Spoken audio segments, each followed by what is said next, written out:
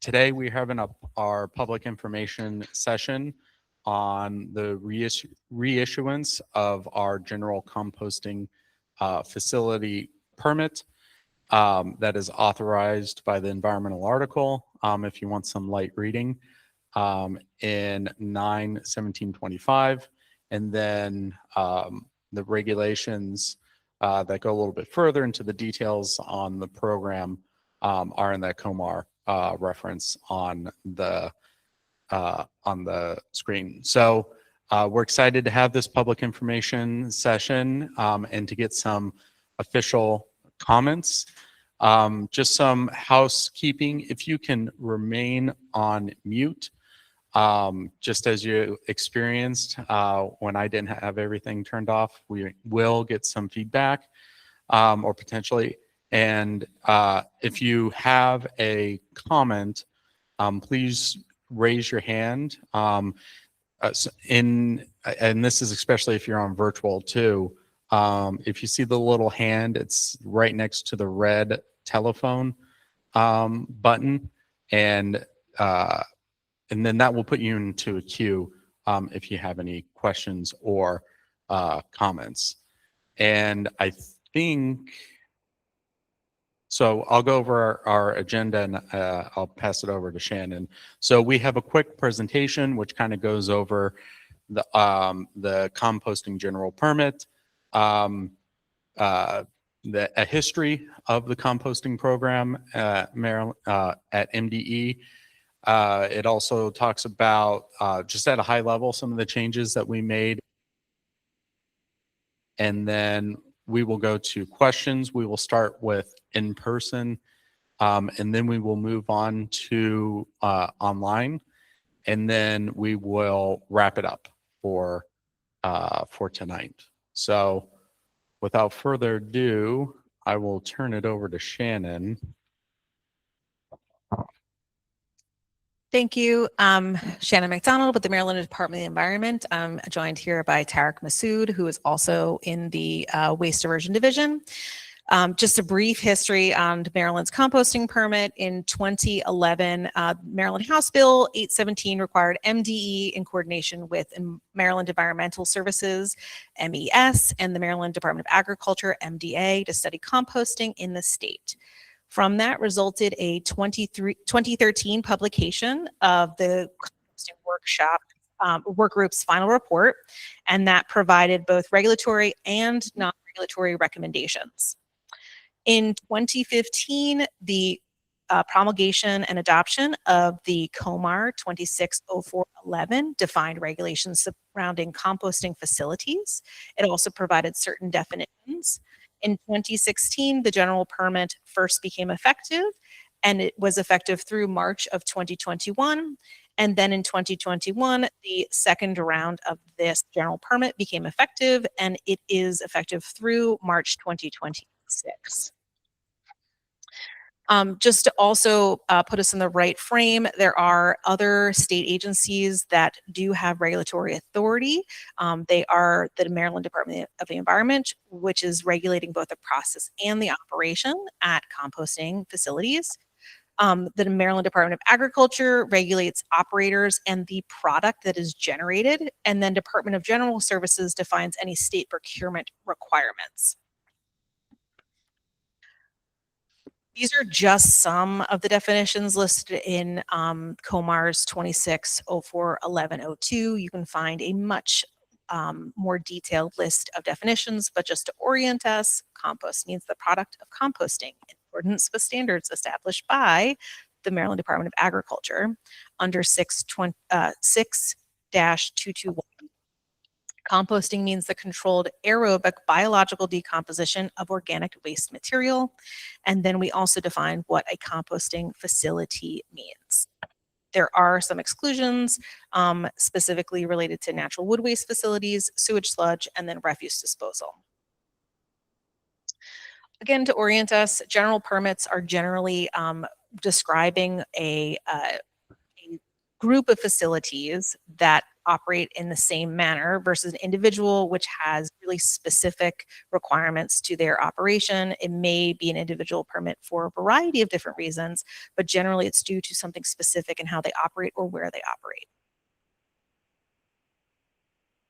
The compost general permit does expire on March 27th in this year. It is for facilities to use more than 5,000 square feet area for all phases of composting.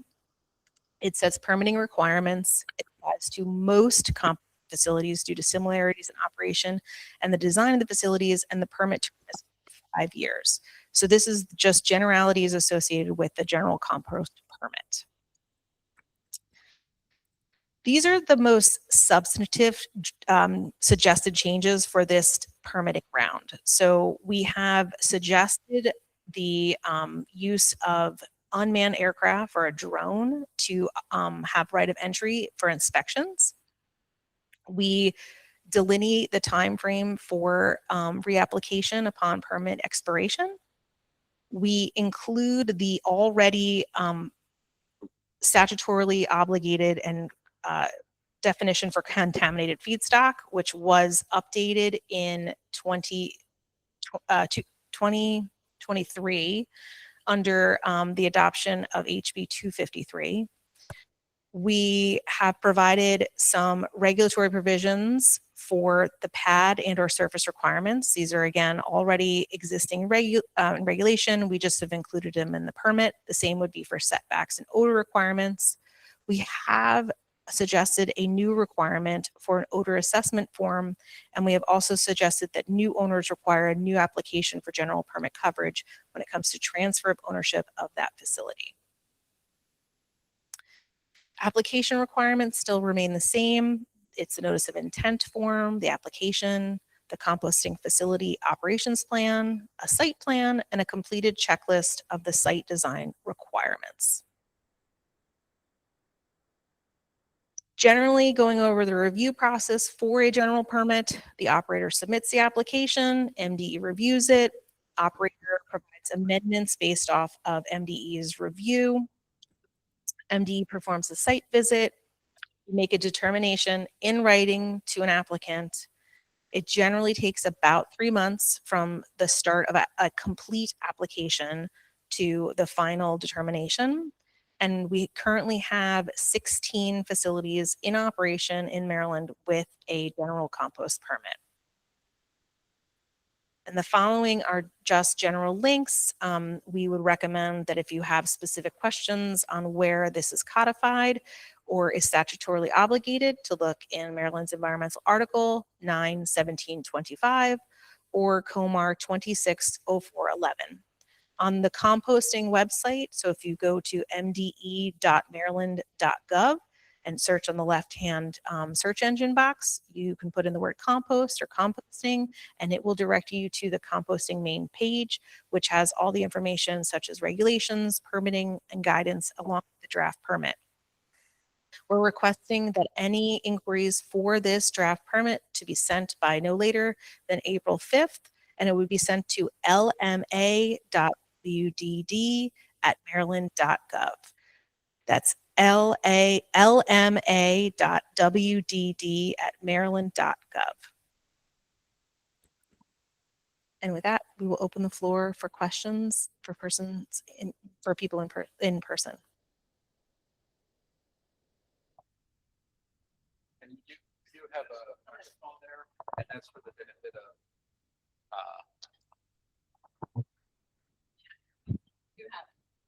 Hello, is this good? Okay. I have accumulation of questions. Do I have a certain amount of time? Just want to make sure I get ahead of that. Okay. What? 2 hours? Oh wow. Oh wow. Wait, maybe I should have gone first. Okay. Hi everyone. My name is Christy Blummer. I am the Senior Director of Composting at Compost Crew, but I'm here today to represent the Maryland and Washington, D.C. State Chapter of Composting. I'm the President of the MDDC State Chapter, and we tried to accumulate as many comments as possible for this, just to make sure we got all available stakeholders, including composting facilities in the state, environmental advocacy groups, nonprofits, that kind of thing. So trying to represent them all here today. So I do apologize if anyone's online. If I did not say it appropriately, feel free to chip in, but wanting to make sure I get everybody's comments for this. So first question, what specific data or issues led to these additional requirements?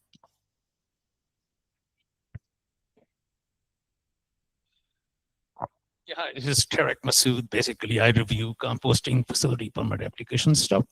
So basically, we just need to clarify certain language and text in the permit because certain things were not clear. That was one of the reasons. Second thing was that we come up with this order assessment form that needs to be discussed and presented. And we just wanted to, again, clarify certain things. That's why we wanted to revise the permit. So this way everybody would know about it. That's it. Okay, so just to make sure I'm clear, clarifying the permit, but this is not designated by issues or complaints by the general public. Not really. I know the written testimony. Up close to those things. The last 7-8 years, and I have not had any complaints from any permittee or any public side on these permits and regulations. Generally, we do get order-related complaints, which is different, more like operational things, but it happens with a composting facility. But as far as permit conditions and permit is concerned, we have not had any complaints from anybody. Okay, thank you. How will these changes apply to existing facilities, including any grandfathering or timelines for compliance? Basically, again, most of the requirements, what we are adding is just they were already in the regulations. So we are just adding into the permit now. So when inspectors in the field look at the permit, they can clearly knows that what other requirements are, and they can actually follow through on that. And so the vice versa, the permittee as well, so they can understand what are the conditions are and stuff like that. So for timeline purposes, once this is released in March, everyone who has an existing facility will have to comply to the new permit. Yes, but again, we have already administratively extended the permits, your current permits. So it's going to take about basically, we're going to review the renewal applications. And as soon as we get to those, then definitely we're going to start renewing those permits. And just a comment on the timeline. Again, as Tarek mentioned, a lot of they're not actually new requirements. They were already in the regulations. If there's something that you feel like you may need more time on, feel free to reach out to us on that, and then we can start that discussion. And I wanted to clarify. So, and this is why I pulled up the slide again. So the substantive changes are really the two potentially new requirements would be the right of entry using manned drone, like the drone to inspect the site, and then the new ownership transference of operation, which because we're under renewal, the likelihood of an operator prior to now is minimal with the 16 current permittees. And then for the odor assessment form, that's really the only potential major change to an existing permittee. But as far as the time frame for compliance, because there's an administrative extension to the current general permit, there's no intention for a lapse in permit time unless a permittee does not apply when the permit becomes final. So it is draft right now. And so while it does end the end of this month, or actually in 2 days, the administrative extension will allow time and grace for the current permittees to apply and become covered under the new permit once it becomes effective. We have to set the effective date for that. So like on some of the stormwater permits, the national permits, there will be administrative extensions. And as long as you apply within the certain time frame defined in the permit itself, you'll have that ability for administrative coverage under the old permit, if that's helpful. So it sounds like if anyone has specific questions how this might affect their operation individually, they should reach out to you to talk about timeline. Yeah, and I would definitely send it to that LMA so we can, if the LMA WDD, because then any response that's given under that during this draft period of time can be part of the public understanding and information sharing. Okay, that's helpful. Thank you. Getting into some of the specifics. So part 3L6 is about carbon capping. This is a new addition where basically it indicates, I don't have it on the text here, but basically it indicates that after a pile is made, you must carbon cap. And if it's ever recirculated in any way, you have to carbon cap again. So what data or experience supports requiring a 6-inch cover after every turn?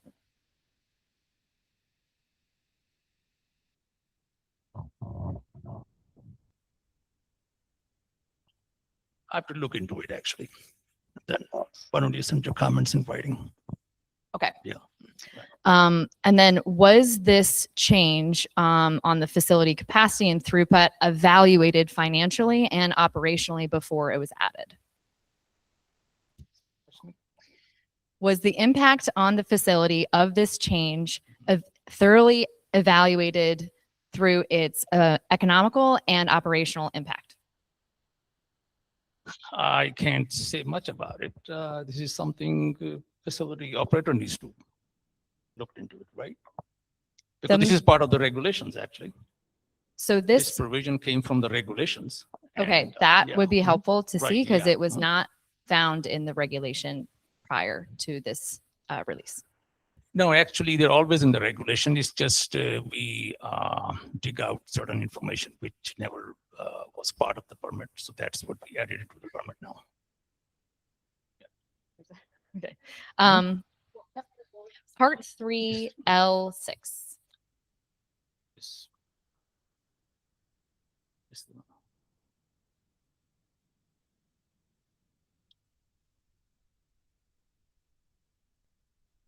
But definitely we can go back and review it again. But this is part of the regulations. This actually is actually a good question to add.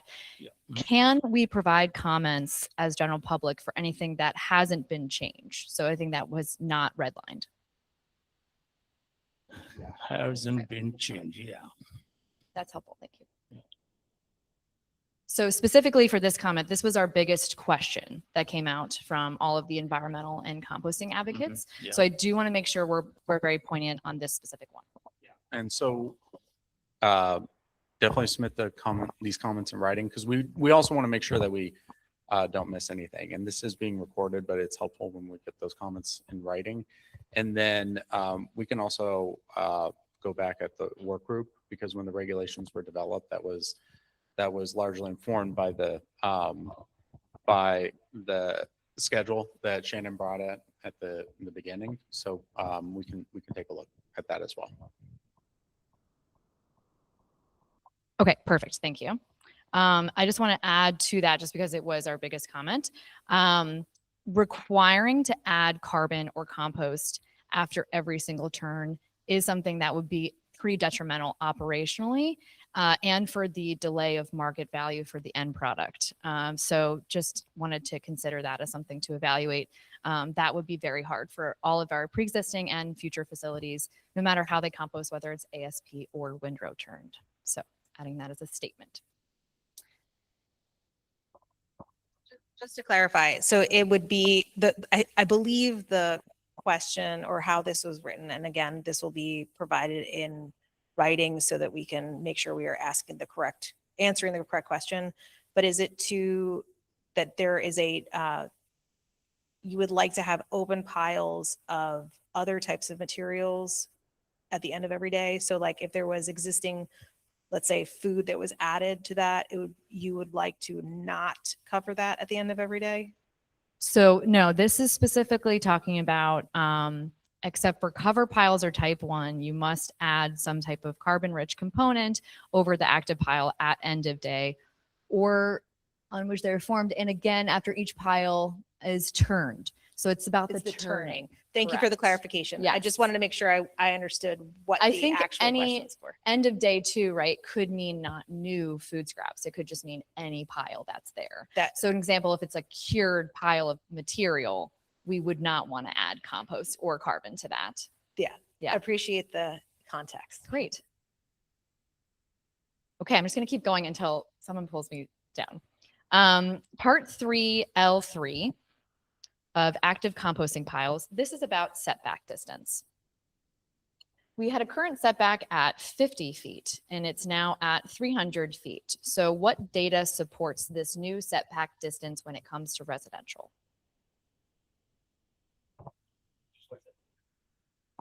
It's part of the regulations, actually. This is one of the setbacks for the dwellings and stuff. Yeah, that's what you're talking about, right? Correct. Yeah. So this was in the regulation always, and it's just we wanted to add all the setbacks in the permit. So when somebody read the permit, they can completely understand what the requirements are. Understandable, Yeah. but this was not in it before. It was 50 feet. No, it's never been 50 feet, actually.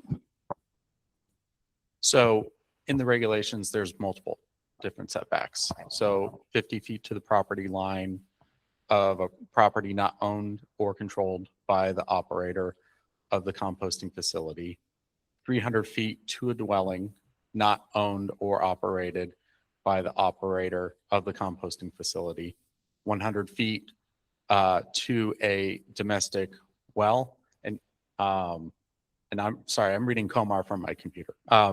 And then 100 feet to a stream, lake, or other body water except on an impoundment for use in the composting process.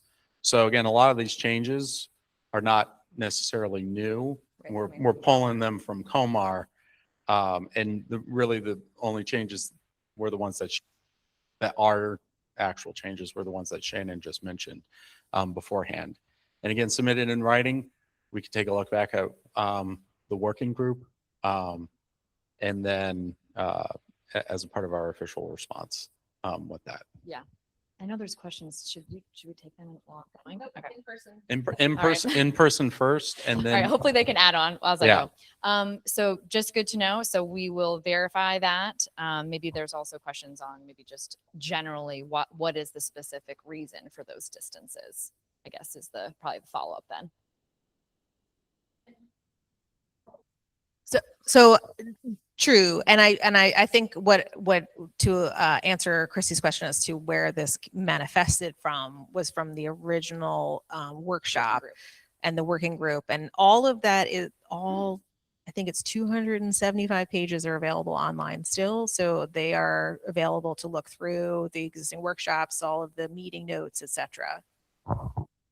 and when those regulations were first came together, there was a public participation process with those regulations as well, as there is with any regulation development. Sure. So maybe we need to think about updated options, or someone needs to provide better data to understand what these really mean, or looking back at those historical records. Yeah. It's probably next steps for the people interested in that. Okay. Next one, part 3I1, pad requirements. So this one is about pooling water on the site.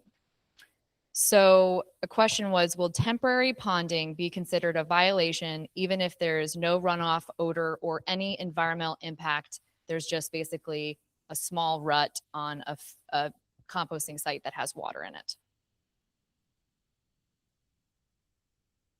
So that one, whenever we do inspections, there is an inspection report that is drafted.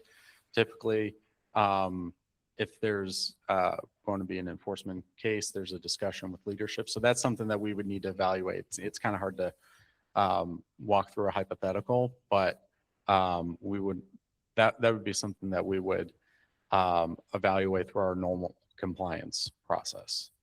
Okay. I think the add-on was, it's difficult to prevent some small shifts on site pad to prevent all ponding at all on the site. So just want to make sure to consider if it really an environmental issue or a nuisance issue or not. I think was the main point there. All right. And just to clarify, I think it's, if you're talking about pad requirements of I1, it's the slope sufficient to prevent. It's not always that it is a zero tolerance, Oh, but good. it's to That prevent. actually was the big question was, Right. is there zero A- tolerance? As written right here, it says sufficient to prevent. Great. There will always be extraneous circumstances, because this is an outdoor scenario where you can have flooding. The idea is to prevent at the most or the best possible opportunities. Okay, perfect. Yeah, that's helpful too for interpretation. Next one. This is going to right of entry. So this is one of your questions for unmanned aircraft, part 1D2. So this ad would be a new addition for MDE to allow. So what authority and limits will be applied to the unmanned aircraft inspections, including how often or under what conditions they will be used? So for the unmanned drones, this is actually something that we've added to every single one of our permits, our individual permits, and landfills, and whether it's Title V, if it's a stormwater permit. So this, because this is a general permit and is updated on a 5-year basis, we didn't update it when the rest of those permits were updated. And I think it was like 2023. So this is something that we have been adding to our permits since 2023 time frame. So I think the question is, what authority and limits are applied to individuals crafting the unmanned aircrafts? So we do have general inspection authority. We can make sure that we cite it That would be helpful. as well. Yeah.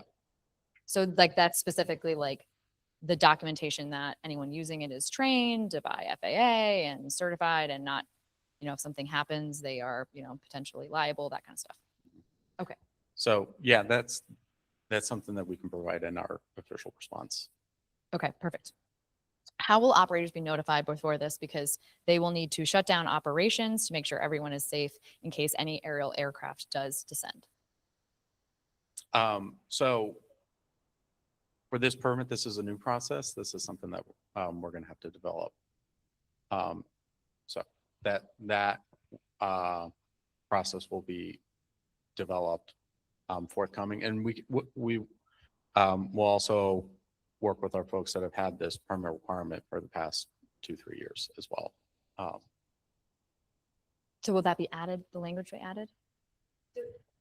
So typically this would be utilized by someone doing an inspection. It wouldn't necessarily be for just a random visit by, like if Tarek was to go out to visit a facility that would like to establish it, the likelihood is he probably is not going to use a drone to operate it, because he is not a certified drone operator by the rules. So the persons that do this type of activity that are trained through the inspections and have the certifications are usually there and announcing their presence. So they're not just showing up with the drone to inspect a site without making their presence known, because that's typically the inspectors are coming to the site, making presence known before walking onto, or they're either scheduling it, or if it's not scheduled, they're letting someone know that they're present on site. Okay, that's good. That's good clarity, because I think the big one here was, if the way that the text is read is no one is there, they still can go on the property and potentially, or if no one's there to give access, they can still potentially utilize that without. I notice. believe they have the ability to, but we can clarify that in the responses. I think the biggest concern was safety, and also operational deficiency to shut down operations to make sure no one's underneath an aircraft. Yeah, and I believe that if someone was not on site, the idea would be that there would be no potential impact of a person. If there's no one access, they would not potentially impact someone on the site if there was no one present either. Presumably, if Right. it was a site owned and operated only by that site. Correct. But there's a lot of sites that are not owned or, completely by those properties. Yeah, and this happens a lot with our scrap tires, where no one's there. So we'll either try to coordinate beforehand, or we'll go to just the door. And if it's posted no trespassing, then we'll come back. And if no one's there as well, we'll come back as well. So we do have a process for that. And our attorneys are certainly a part of that process as well. Okay, great. And then what protections exist for the safety, privacy, and proprietary information derived from the drones?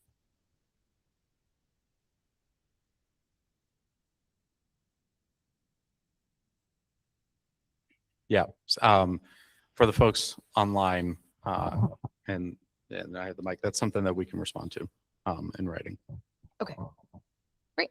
Going into the nuisance odor form, which is also something active for you. How will the department confirm that an odor is coming from a specific facility before taking action?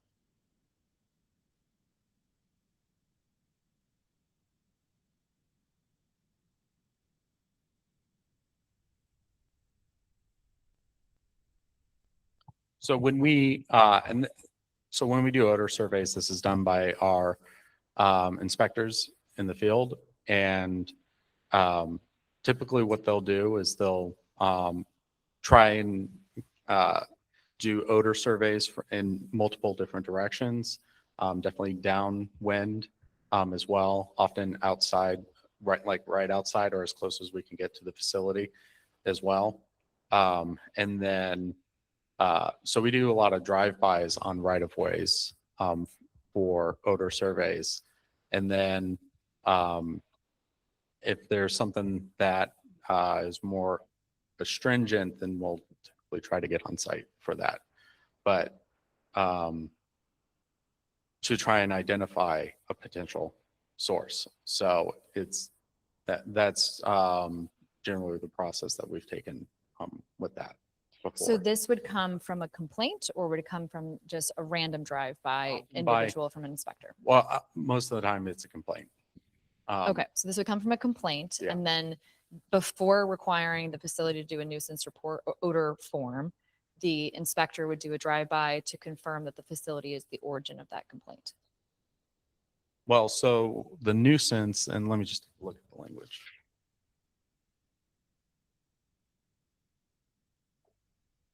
So that, I believe and we can describe this in writing, but I believe the intention.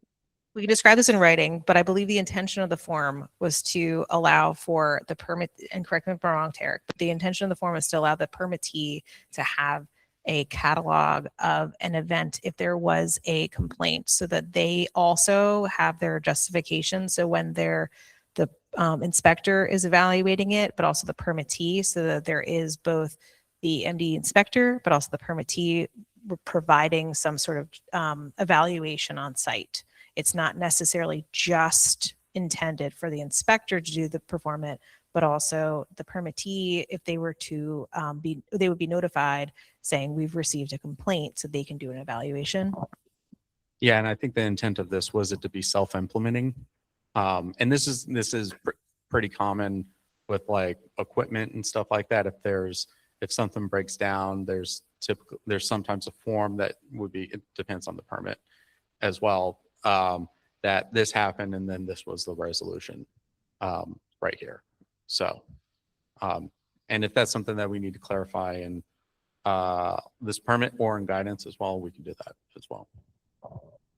Just to give an example, because MES is represented here and the Prince George's County facility, because WSSC operates a sanitary sewer system adjacent on the property. If there was an odor event or nuisance odor complaint provided for that general area, the Prince George's County Organics Recycling Facility could indicate whether the odor had a smell adjacent to the sanitary sewer system, which is very different and distinct from that of operation of compost. And that could be noted in their odor complaint form. Just giving an example. So the intention would be that if there was a nearby entity that passed by and was indicating there were smells coming from the composting facility by Prince George's Organics Recycling Facility, that Prince George's Organics Recycling Facility would note on their own odor complaint assessment that the smells that were occurring on that day were indicative of sanitary sewer, not of compost operations, to help distinguish the intention. Tarek, you want to add more? Basically, with the use of this form, we're going to have a data available. So whenever we're going to have a order-related complaint, the permittee is going to complete the form and he's going to keep as a record, and also every year with their annual report, they're going to submit form to us. So there is a possibility that permittee might have 2 or 3 or 4 these order forms done every year. So this way, at least they're going to have a data available that what happened that day, what kind of feedstock they receive, or from where, or the sources and stuff like that. So this way we can determine that what was the source. Because right now we issue a complaint and nobody knows what happened or what was the source of the order and where we're gonna go from that point. So this is a tool which we can use to at least improve the complaint and also the responses. So process question. So if I understand correctly, the assessment form would be done if a complaint goes to MDE. You would then contact the site operator and the site operator would do that form. Okay, so it wouldn't be something where people are doing it daily or if you're. No. Okay, so it would kind of be like a spill form or something like that. It's coming from you guys Yeah, contacting us. That's a good comparison. I was Okay. thinking equipment failure, but Yeah. a spill form is a much better metaphor Okay, perfect. for Thank you. that. Yes, I think that was the question was, would anytime there's a complaint, the operator will have to fill out this form that's submitting. Yes. For the folks online. And then how can a facility just demonstrate odor complaints is unrelated to operations? So I see that in your example is a great way to example, but we did not see that in the form for us to demonstrate if there was a way to say it's not coming from our space. So the form doesn't allow for that right now based on what was currently reviewed. That's great feedback, and that may allow us the opportunity to put some sort of notation in there or indication of where that if there's a particular odor that is identifiable by the permittee that they're aware of in the general vicinity, that they can indicate that. So that's great feedback. Thank you. Also, I want to suggest that if you have ideas or you want to improve this form based on your experience, you can provide your comments in. I'll be happy to update the form based on that if you feel that's acceptable. Okay. Yeah.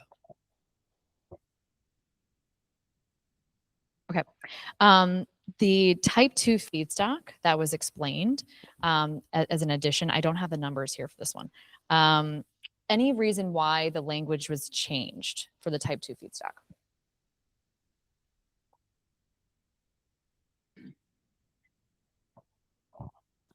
Well, these, we added a complete definition of type 2 feedstock now in the permit because originally we did not have a complete definition. So if you look at the regulations, this is a complete definition of the type 2 feedstock. As I said, that we revised this permit to make sure we cover every aspect of the regulations, and that's why we added things in here. But this definition always been there in the regulation. It's just be updated in the permit. That's it. Okay. Yeah. And where would DAF materials, so industrial processing residuals, fall under these categories? Yeah, is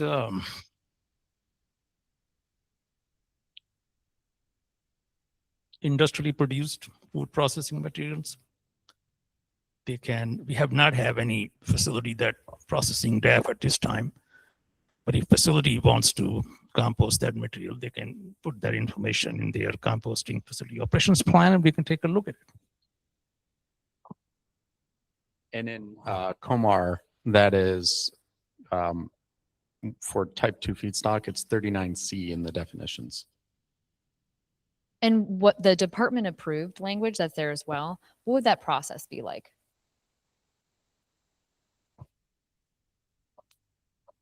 Yeah, basically, again, we ask applicants to give us all the possible or potential feedstock information in the plan so we can look at them, review them, and then based on that, we can assess their acceptability and approve the plan based on that. So, yeah, so you guys can actually propose what you want to compost and you can take a look at it. To clarify, because I think the additional question that you're going to ask is because it's general permit and the permittees are given this permit for 5 years, if they change their feedstocks, it would have to notify the department or request that for approval if there's something that is not identified currently as type 2 feedstocks. So to clarify, because it says based on department approval, if there was something that was listed here and at the time of the general permit application that you were given approval based on what you submitted in your initial plan, if there's a change, typically they would have an annual report or request at the time of trying to accept another type of feedstock that may need department approval, just to clarify. Okay. So even though it's for 5 years, if you change your feedstocks, you would have to notify the department for that approval.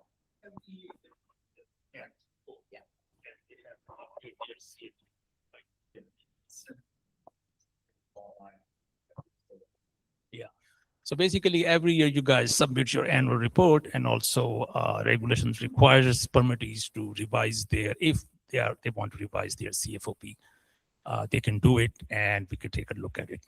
But every year you guys need to submit your CFOP with the annual report. Right? That's it from me. Thank you guys so much. Appreciate it. Hopefully I answered all my questions. Yeah.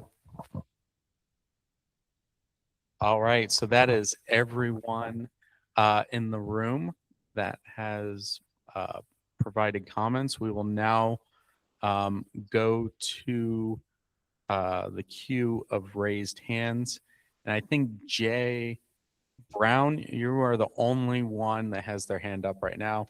We do have some comments in the chat, which we can address after that. But I see Justin just raise his hand. But we'll start with Jay first. And make sure you unmute yourself and go ahead. Sure. Yeah. Jason Brown, Maryland Environmental Service. I'm on the board with Christy. Just some follow-up questions to some of her stuff. But so I guess going back to like the capping after each turn, to me, I just feel like there's further discussion on some of that for reasons why or why not. I know tonight is just questions, but is there a forum for discussion on some of that with you guys and kind of walking through options of wording with that? Because, well, I mean, we could submit black and white questions, but I feel like it's going to require some dialogue as to reasons why or why not throughout this. Went through similar process in California and Arizona regulations in the last couple of years as well. So that's why. Yeah, and just on that particular part, I believe that came directly from Comar. Those regulations back in 2015, I believe, did go through participation process. So this is something that we're gonna have to, and Shannon's bringing up the schedule. So 2015, those regulations were finalized. So we'll have to take a look at a lot of those came from the findings from the working group, which was in 2013.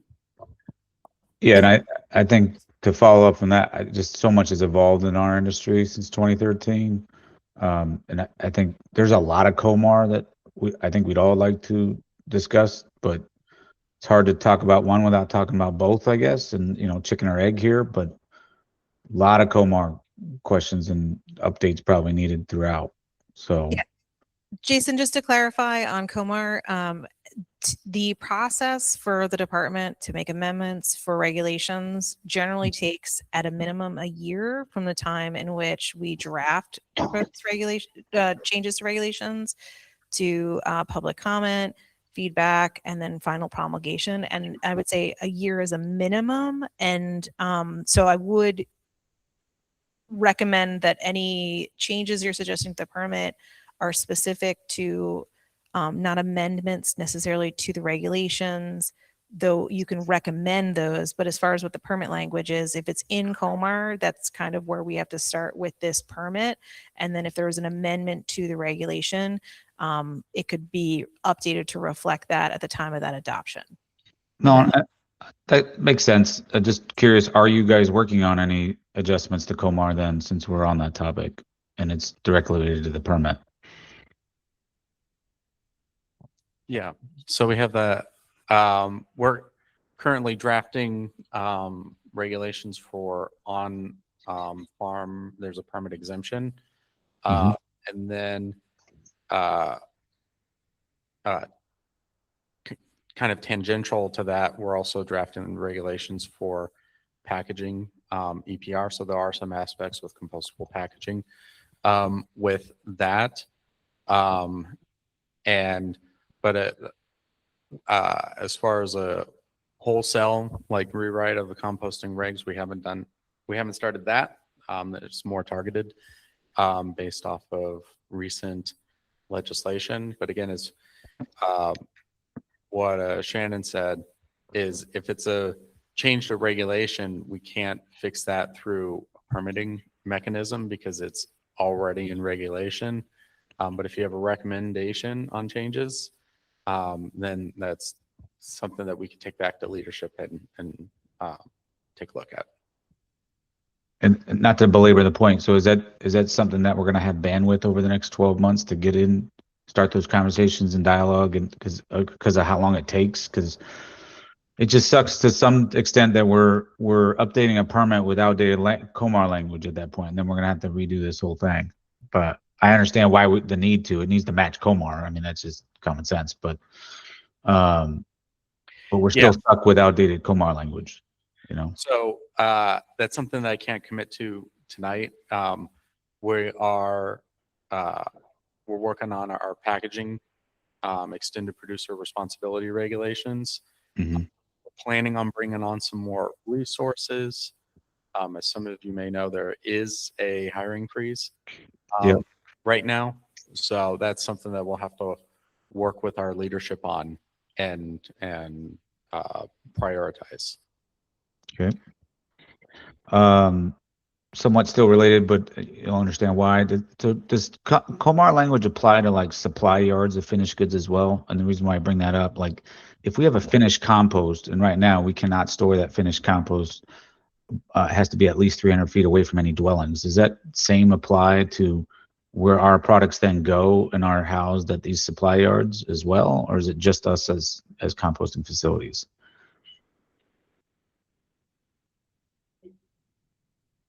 So the permit applies specifically to the operations for compost. It's under where it's codified in Comar. It's not for, and that was going back to, sorry, I had the different differentiations between what MDE regulates, MDA regulates, Mm-hmm. and from general services. As far as the storage, the retail side of that, that is not subject to this specific reg. And chapter 1 of the composting Comar is the scope as well. Can you elaborate what you mean by that? Sorry, chapter 5 is where permits are required as well. Okay. So again, we're matching Comar, and I understand some of that, but if we're talking about a finished compost that would then be sent to a supply yard that doesn't have to fall under that minimum of 300 feet, that's where it can kind of, maybe it needs to be somewhat updated, and maybe that's the different conversation then. So this permit is specifically for the operations of composting. Mm-hmm. If you're sending your compost somewhere else to be blended with something or whatever the process, like with the to make another soil amendment or something like that, that wouldn't be covered under this permit. That doesn't mean that other permits Won't apply to them, right? Yeah. apply, like industrial stormwater or something like that.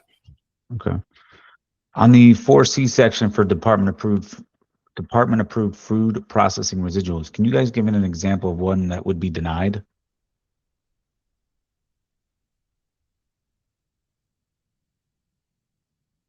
So you said 4C and Just in general, you said the department has to approve the food processing residuals that would be accepted under the type 2 permit. Can you give an example of one that would be denied? yes. So what happens is they'll submit a composting facility operations plan, CFOP, with proposed feedstocks in there, and that's a part of the review process. I don't know if we've denied a type 2 feedstock. I think Tarek would know a little bit better on that.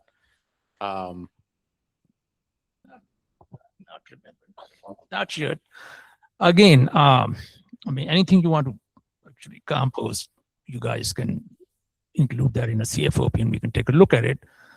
But I don't remember if we have ever asked anyone to remove certain feedstock from the CFOP just because that was not acceptable. But generally, the feedstock, what you guys propose, we have 16 facilities, and all of those feedstocks are acceptable and fine. So if you have something else in the mind, yes, when you revise, submit, this is a time to renew your permit. So yeah, so propose your feedstock and we can take a look at it. Yeah, and just in Comar in 39F, in the definitions. We also have other materials that the department determines pose a low level of risk from hazardous substances and a higher level of risk from physical contaminants and human pathogens compared to type 1 feedstock. So there's if there's something it's not necessarily a clean fit with those items in Comar, we do have an approval process for that, and the regulations do provide that flexibility. But it would be, again, propose it in your CFOP, composting facility operations plan, and then and we can start that conversation. But you can't think of anything that would be denied that you guys have come across today? Yeah, Tarek's been here since we first started, and we would have to take a look if that's happened. Can you guys, and again, not to put you on the spot, can you think of anything that brings you concern then, I guess? I mean, I know DAF has been something that's been a hot button for Maryland for a while now, but, you know, again, trying to think about how do we grow compost facilities across Maryland. And I know all the different types of food waste that processed in other places, brewery waste and, you know, industrial food waste is a big piece of that in large scales when you can really get the economics to work for you to make a site feasible. So that's why I'm kind of curious. So nothing, again, that's something that we like coming up with hypotheticals on something that would potentially be a concern. We would, again, have to address that on a case-by-case basis. I do know that with DAF in particular, there were some new regulations that were promulgated by the Maryland Department of Agriculture. So if that's something that you're going to be getting into, you would also have to work with our friends at the Maryland Department of Agriculture as well, potentially. In what capacity? If it's a permitted compost facility, where would MDA? I know they have MDA regulates on the finished product. So it's on NDA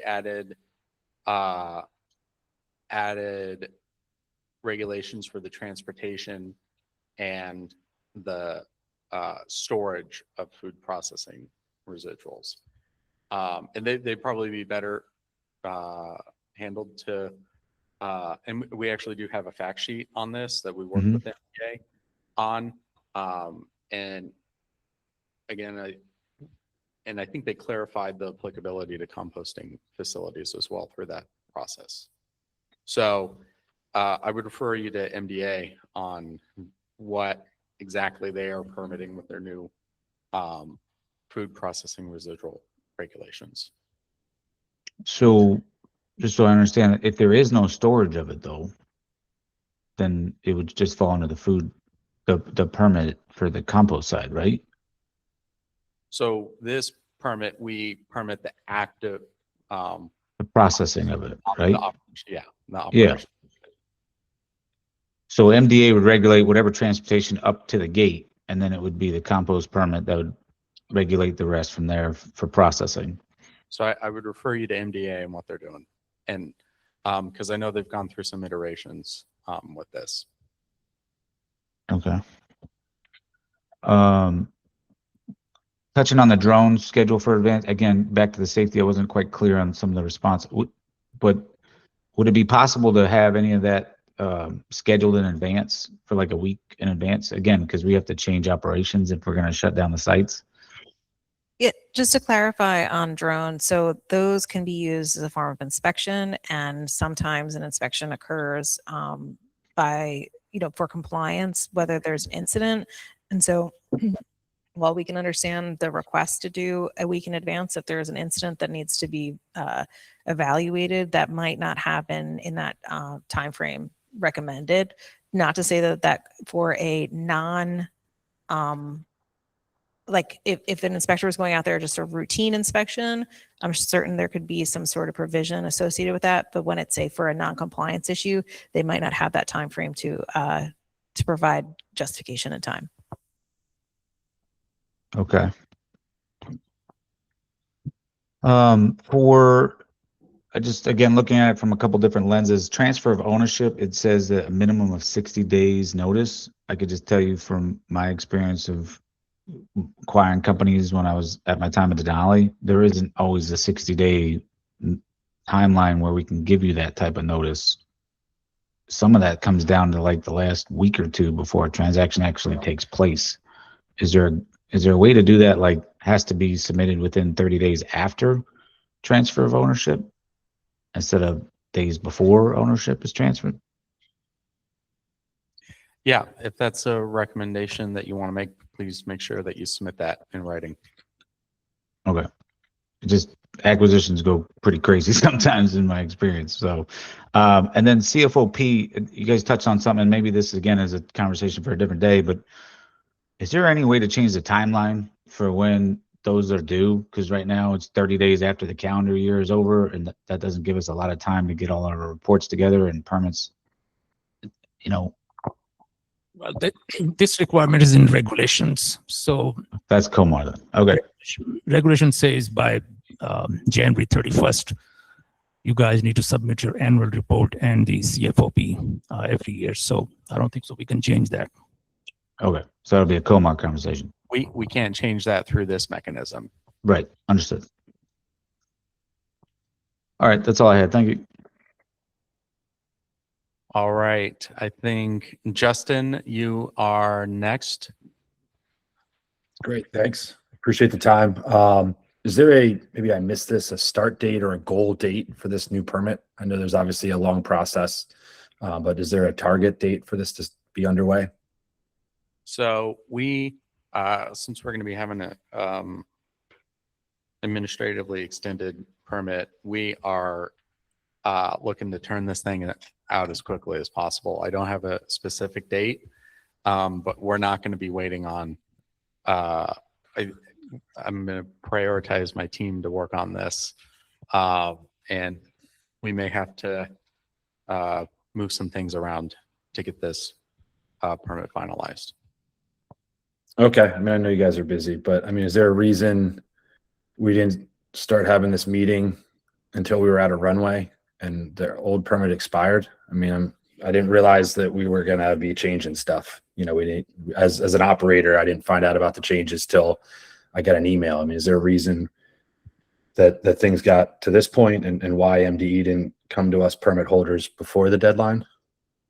Right. So this meeting, we're actually going above and beyond with this. I think we're only legally required to post the notice on our website. Again, if you have comments, make sure that you submit those to us in writing. And we're actually trying to do more outreach that we've done in previous years as well. Well, right. I mean, one thing that I enjoyed was when we put the original permit together, that we all sat at a table and, you know, we understood what MDE was trying to accomplish and protecting the environment and people of Maryland. And I appreciate that. And MDE was able to appreciate what we were all trying to do in a business. Sort of like, you know, we operate under this general permit. My whole life savings is poured into it. And then we kind of just get an email is a bummer. So I'm just telling you where I'm coming from. The drone, is there a way to opt out of the drone? Is that negotiable? Is the drone a requirement that the state is putting in all permits? Because that's not Comar, right? That's just something MDE's choosing to add to their permits. Yeah. So that requirement we've been adding to our permits since 2023. So if you have a comment specifically on the use of drones for this permit, please make sure that you submit those in writing to us. Okay. Is there in the other iterations where you all have used this with landfills, et cetera, is there like a release form or some sort of legal document for us as facility operators? You know, we operate in restricted airspace. So if there was an incident that involved a drone, you know, is there anything that indemnifies us from any issues?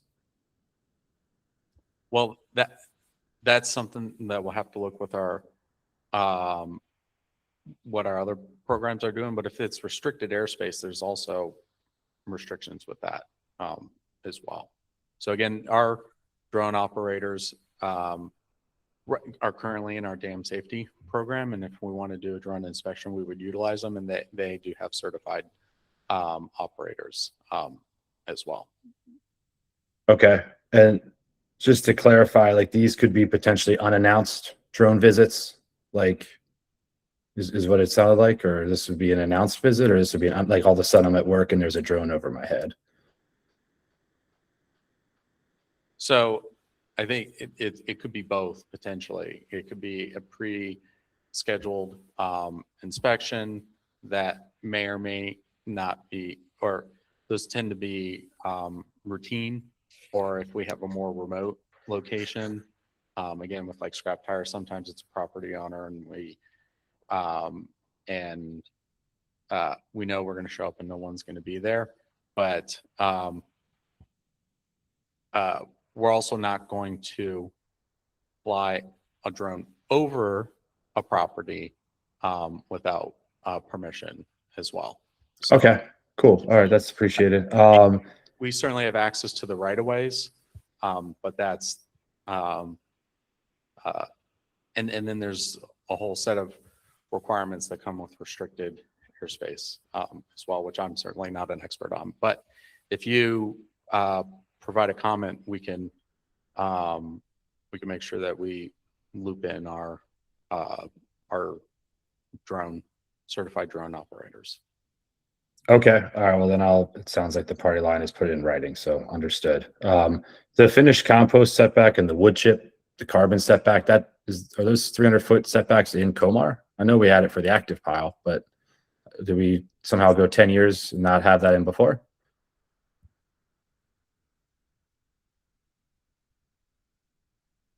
So what section of the permit? In the setbacks, finished compost and the carbon materials are now being treated as the active pile had previously been. Under the previous, we had 100-foot from a well. We had the 300-foot from a neighboring structure with occupied persons inside of it that we didn't own. But now it's being applied to carbon and finished compost, I believe. Yeah, Justin, they are coming from the regulation. Yes. So compost storage is included in those requirements.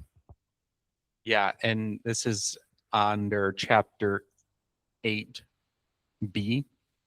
Okay. And B is citing criteria, and it is feedstock receipt, feedstock storage, active composting, curing, and compost storage areas are what's listed in Comar. Yeah, I mean, this comes back to what Jason was just saying, and this is my problem with it is like if I run Justin's garden supply, I can pile it high wherever I want, but now I run Justin's compost yard, and my finished compost can't be 300 feet from a person, and mulch can't be 300 feet. For like an existing property, that makes things really difficult. And if you're a new operator, it requires a lot of setback.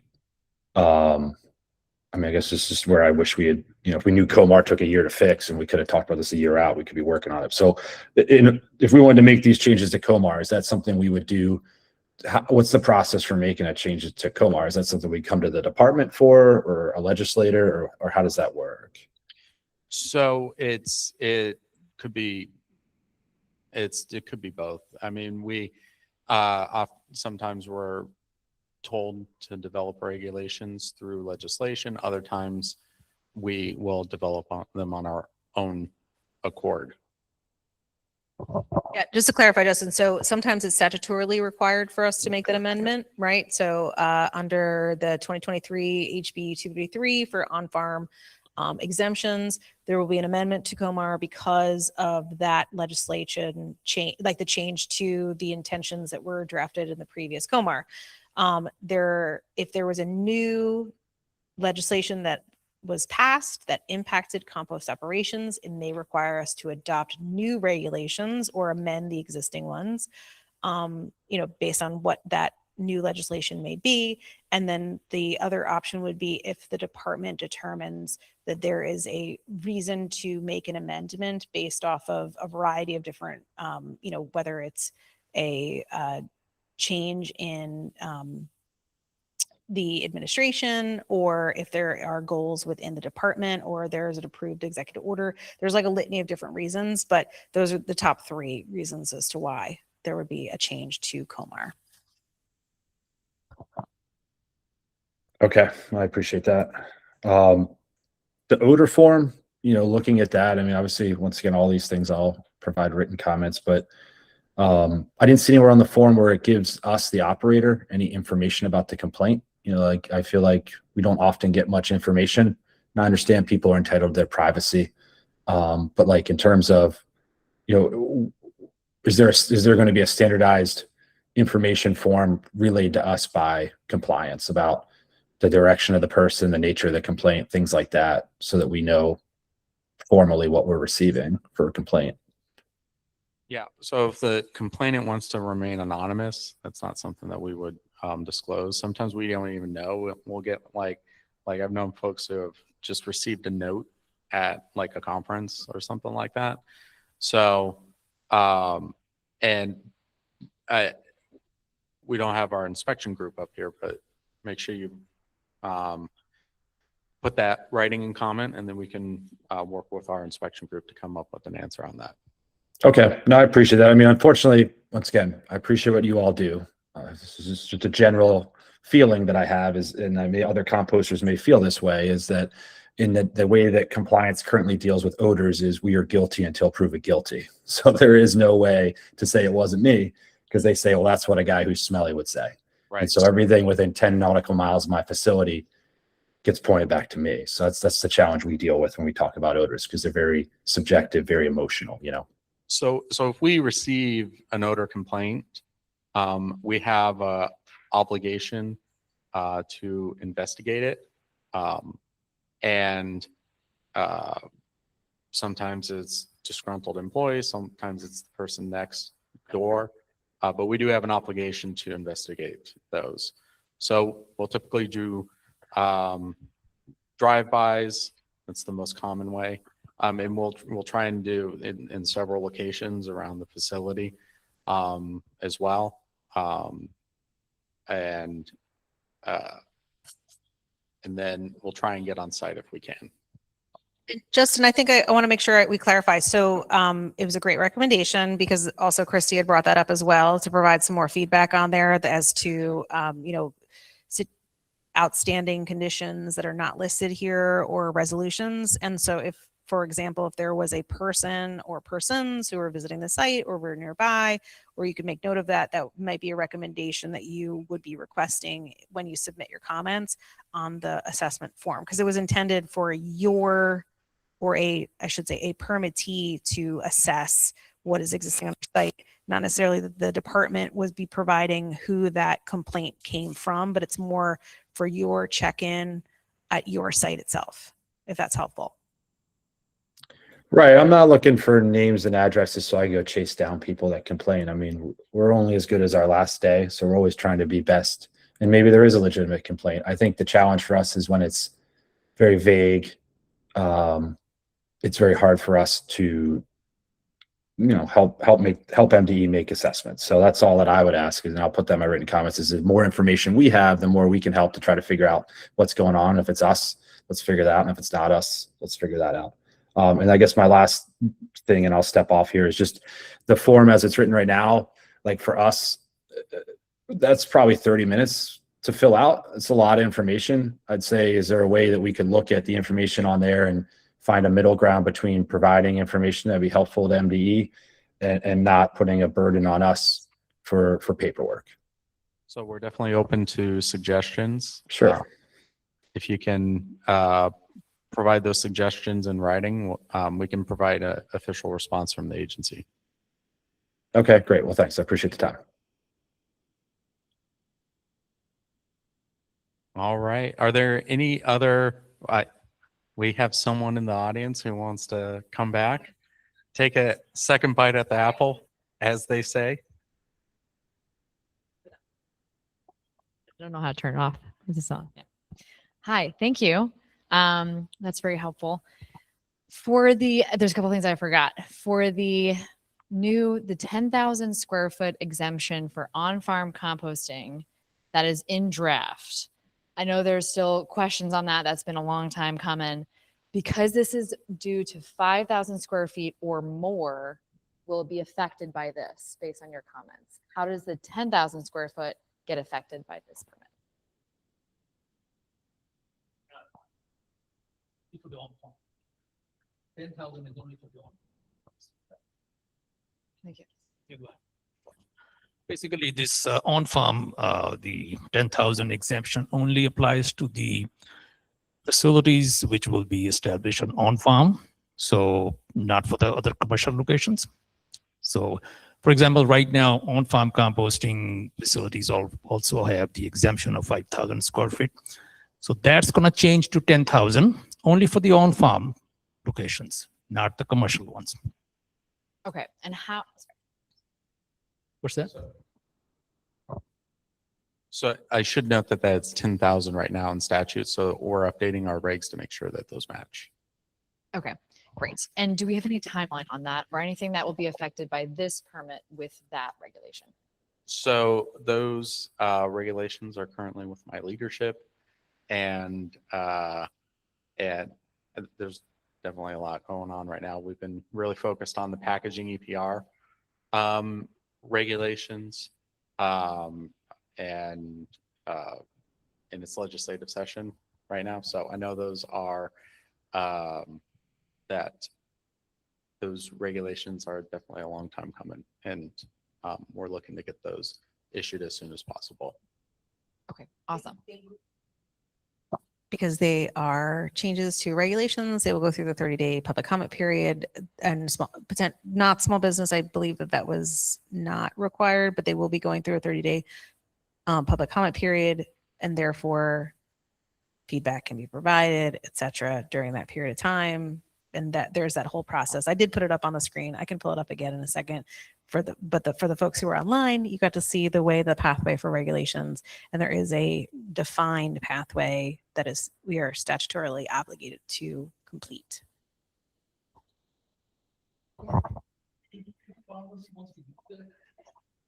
Do you know any farmer who wants to use that 10,000 square foot exemption? Great question. We were part of trying to draft that as an option for more farmers to get involved with composting. Mhm. However, because the regulation is still in flux, it's very hard to get any kind of word out. So we are trying to promote this as an option to proliferate composting in the region, but it's hard to do that without the regulations being set. So we're kind of in limbo. Right. Also, with any added regulation, any entity, specifically business or farm, it does become way more complicated and financially burdensome to do the composting.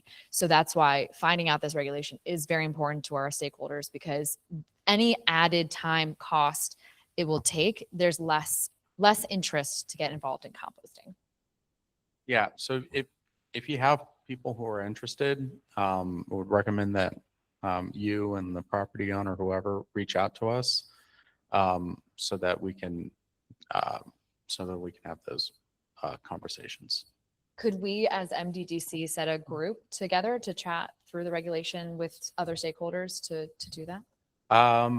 Yeah, I think that would be fine. That'd be great. On whatever the venue is, we would have to figure that out. But certainly happy to have the conversation. Would you be the best person to contact for that? Yeah. Mhm. Okay, perfect. And then just to add on other comment, I think there was just a major question of timing for this. So now that we've gone through the public permit, the comments are due next week on the 5th.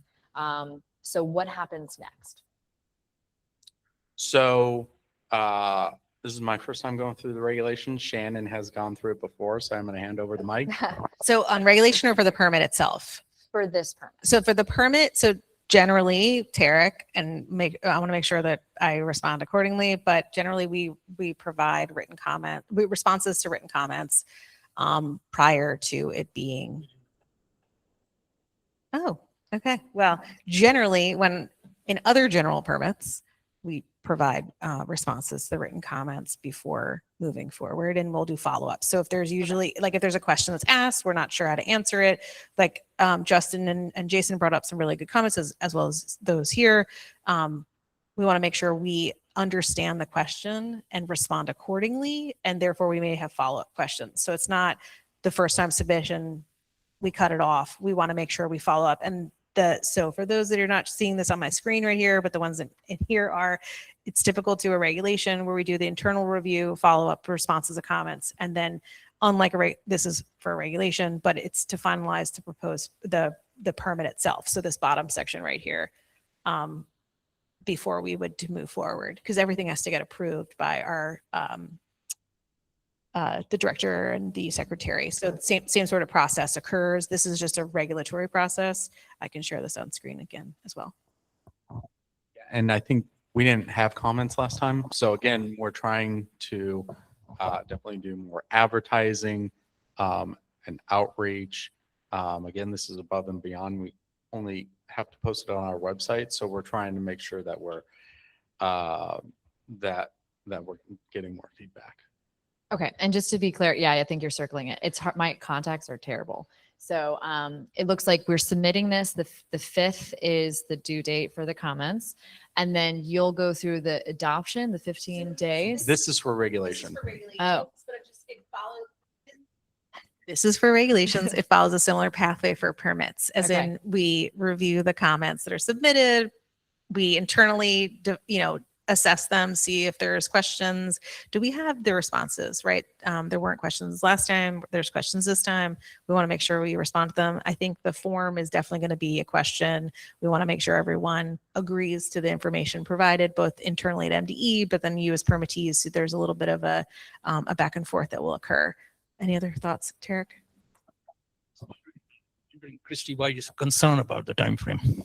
I think I just want to make sure everyone's aware of when they need to submit, and then follow up, right? So like if does the comments happen and then they go into a void and then you just say, oh, not approved, and then you just move forward, or is there back and forth? I think that was the main question. But permits are already administratively extended. So we're going to do our best. I have all the applications. 16 guys already submitted everything. So as soon as we respond to these comments, the next step will be start. I've already started reviewing the application. So the easy one, I'm going to send it out as soon as possible. We're done with the comments, and hopefully everything will be done next few months, I would say. Okay. Yeah.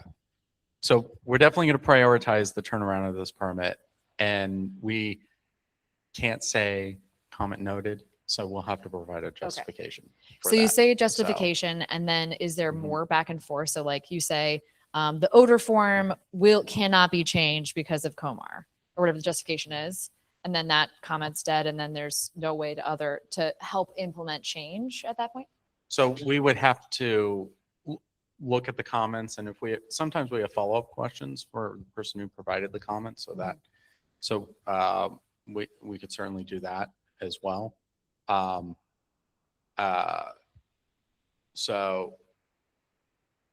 And I might have to get back to you on the further follow-up as well, because we have this legally mandated time frame, and I'm going to hand it over to Shannon. Yeah, so to clarify, so in the guidance document that we provide for the permit, there is a guidance on the permit. Usually some of those questions will be answered in that as well, because sometimes it's not that maybe an amendment is made to the permit, but it does guide you as to why the permit is written as such. And so if you look at the food residual diversion law with the regulations when they were promulgated, there was a lot of questions. Those were responded to, and then a guidance document helped us supplement those regulations. There's like that's the intention of the guidance document for the composting as well. So it's not that it's necessarily a dead issue, but if it's already obligated under the current regulations, then that might be the justification as to what the request to amend it, but it couldn't until regulations would be amended, if that makes sense, to help to define that. Like we couldn't, unless there was a regulation amendment, make a change to the permit if all the permit did was just take over the regulations as written right now and brought into the permit just for redundancy purposes. Right? Like we couldn't make an amendment to that permit. The permit exists. The regulations exist right now as is.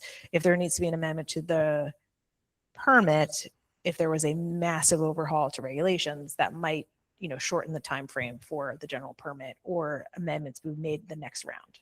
But we reference typically in this permit, there are references to Comar where this is brought in. Correct, Eric?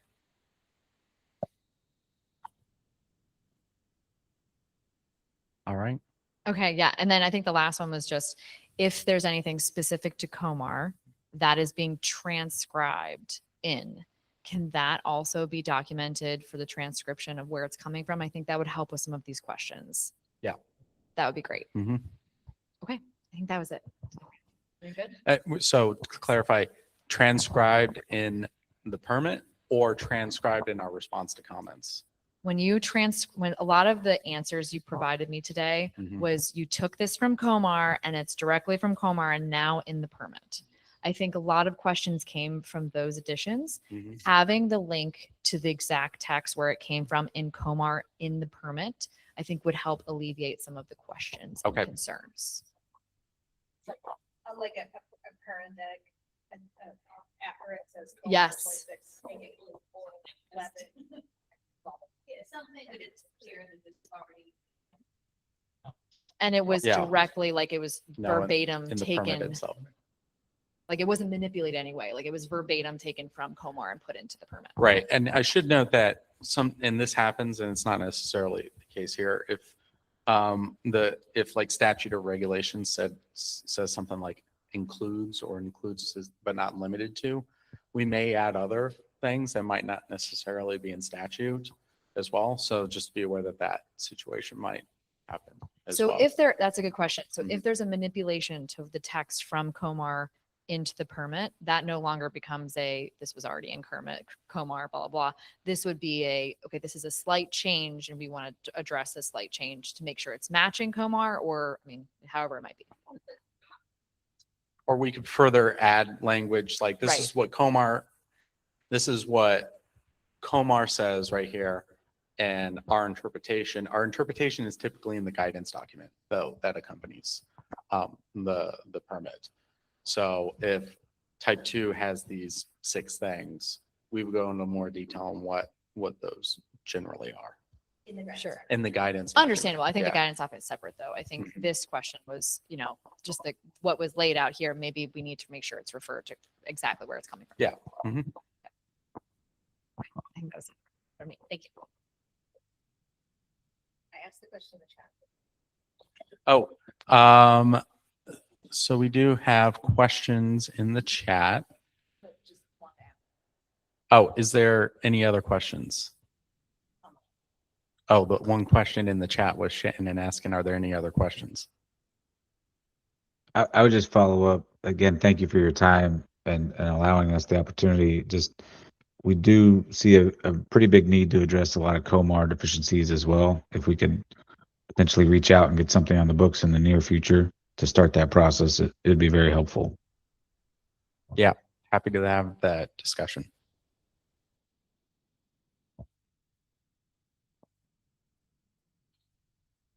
All right, if there are no further questions, I think this technically goes to 7:30, so we'll wait here in silence until that time, and then we'll close out the public meeting.